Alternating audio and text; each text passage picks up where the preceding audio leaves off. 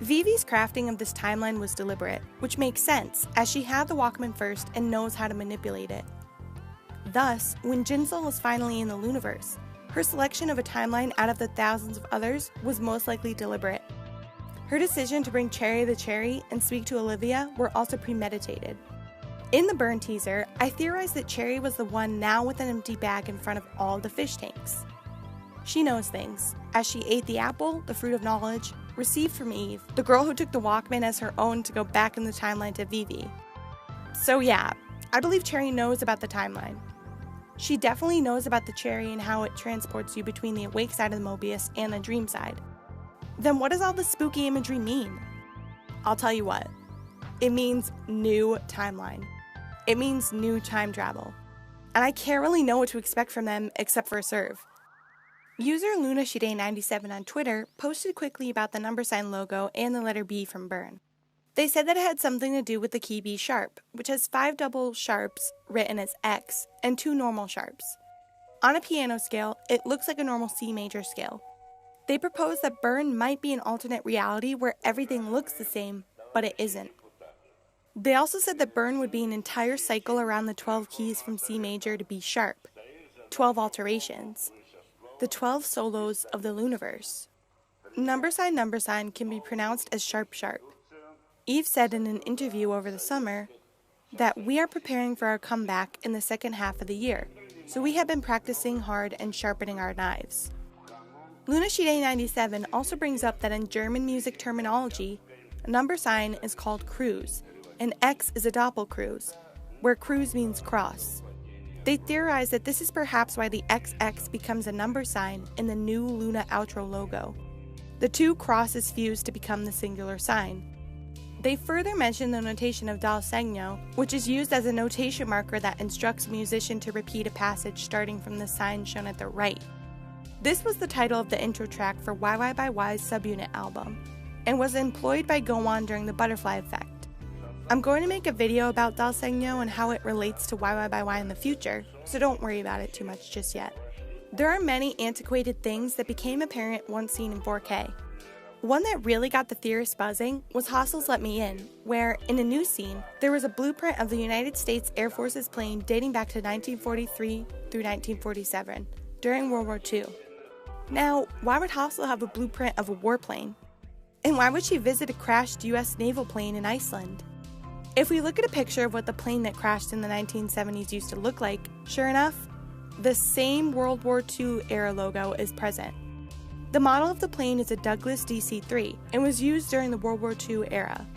Actually, looking back at it now, all of the one-third girls' locations are involved with World War II one way or another. Japan, obviously, with Pearl Harbor and Hiroshima. Taiwan, under Japanese rule until 1945. Hong Kong, with the Pacific War and further occupation of Japan. Iceland, with British invasion and the crash of a World War II naval plane. And Paris, with German occupation and, most notably, the Battle of Normandy, where Allied forces alongside France invaded the Germans who occupied France. Luna Theory, who I consider my theorizing bestie, DM'd me some thoughts in regards to one-third's relations to World War II. First, they brought up Jojen's cake from Mendel's, the bakery from the Grand Budapest Hotel. That movie takes place during the late 30s and early 40s in Hungary, where the siege of Budapest by the Soviet Union, Nazi occupation, and multiple battles took place.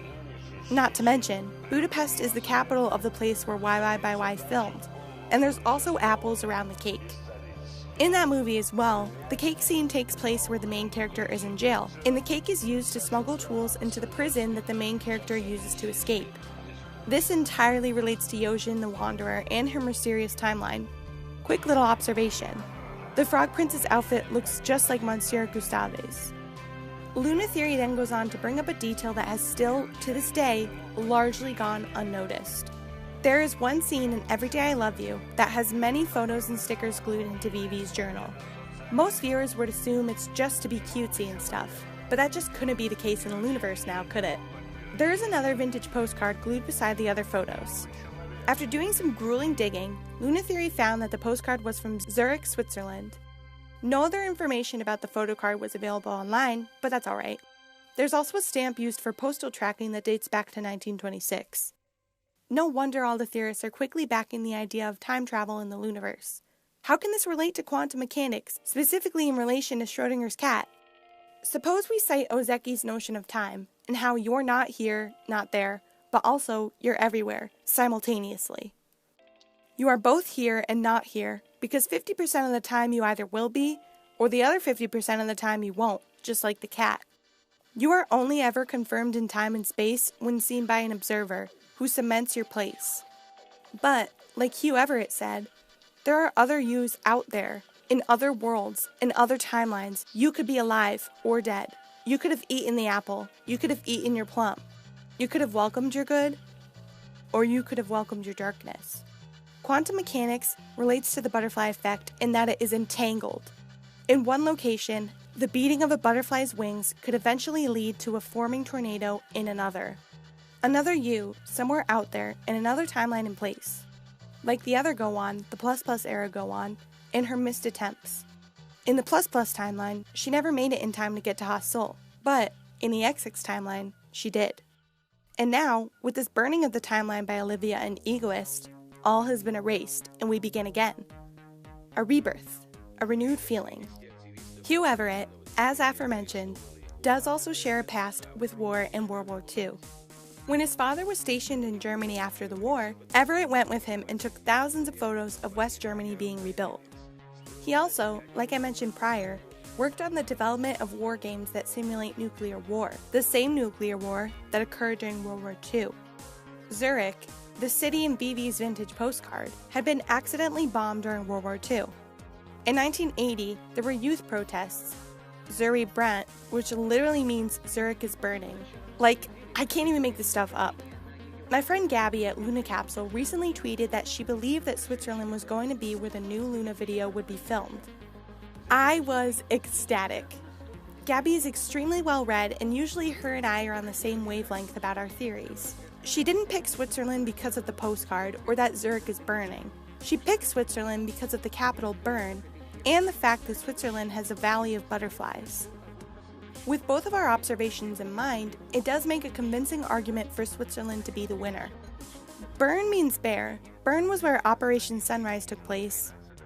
As of right now, I can't think of anything linking bears and Luna together, but I can believe that we are beginning a new timeline. With all that I said about my observations of the Bern teaser, and with a complete erasure of the timeline as we know it, there is a high probability of a new, branching, alternate timeline. A lot of imagery is related to Germany, Austria, Hungary, and Switzerland, as well as the German language itself. In the one cinema theory, the song that plays in the back is Das Heimlich Lied. We now have the relation to World War II, crews in relation to X and number sign, etc. There's so many that I can't even list all of them. Everett also believed in quantum immortality, the subjective experience of surviving quantum suicide regardless of the odds. Quantum suicide is seen from the cat's point of view, from the inside of the box. That's why Everett had his ashes thrown in the trash can when he died, so that his consciousness may get back to an alternate timeline where his conscious being is still alive. Furthermore, Everett believed in unexpected hanging, a paradox about a person's expectations about the timing of a future event which they are told will occur at an unexpected time. An example of this would be, let's say, a Luna teaser. Luna tells Orbits that they will come back sometime in the following week. This is a hypothetical. When they drop the teaser, it will be at 12 a.m. Korean time, but it will be a surprise to Orbits, and they won't know it's being uploaded until BBC uploads the video. Orbits, having heard this, conclude that Luna will not post at all, not because we are in a drought, but because of several other reasons. The first reason is that the surprise teaser drop can't be on Friday, for if the teaser isn't posted on Thursday, there's only one day left. Then it won't be a surprise teaser if posted on Friday. Because Luna said it was a surprise, Orbits believed that it cannot be Friday. Orbits then reasoned that the surprise teaser cannot be on Thursday either, because Friday has already been eliminated, and if the teaser hasn't been posted by Wednesday at 12 a.m. Korean time, the teaser must occur on Thursday, making a Thursday teaser not a surprise either.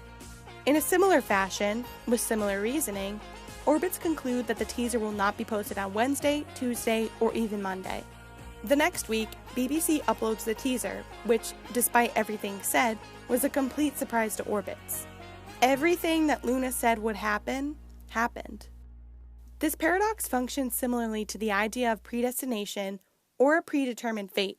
I've mentioned this in relation to YY by Y, that since God strings all fated possibilities in your one destined outcome, then Eve didn't really defy her fate. It was her destiny to disobey God, bite the apple, and reject Eden. That was predetermined, though Eve and the other girls may not realize it. The apple appearing before Eve is a predestined sign to Eve that legitimizes her decision to bite and commit sin. I only bring up the hanging paradox as it ties in with my past observation of predestination, as well as, well, the hangers. The very odd, weird ones that we saw in Around You.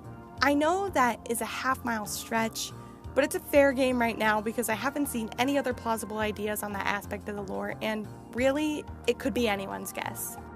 To further, these ideas all relate to genetics and who we are coded to be. We know YY by Y deals with the self and genetics, our makeup, and our persona versus the true self, so it's not entirely far-fetched, though definitely lacking substantial evidence and backing. The Loonaverse is on fire. The Mobius, the timeline, the story is all up in flames. Luna told us that we are having a comeback in the second half of the year. What if that comeback is in October? What if, because we wiped all of the data of this timeline, we start at the same time that Heejin, our first girl, did all the way back in October of 2016? A clean, fresh start, burned to purify and purge this place of wrongfulness. Olivia, Jinsol, Cherry, and potentially Hyunjin seem like the girls that may most be involved in this comeback, and I can't wait to see what they have coming up next. There is plenty of history and imagery that connects to different time periods, like the 90s era from Rain 51dB and Everyday I Love You, to the World War II era that we've already begun to decode. Maybe what we're seeing from the Loonaverse loop is repetition, that Luna, for eons, has been starting over and over again. History repeats itself. Luna repeats itself.